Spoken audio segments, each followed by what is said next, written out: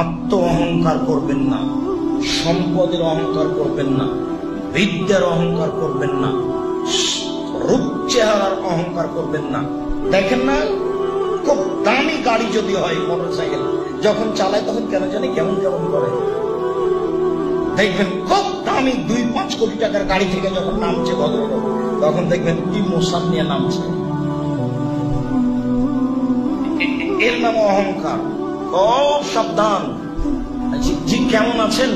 জি আলহামদুলিল্লাহ। আব্দুল রাজ্জাক সাহেব, আমার বড় ছেলে এখন লন্ডনে আছে। আরে এটা কেন এখানে? বুঝতে পারছেন না মনে হয় অহংকার কিভাবে হয়।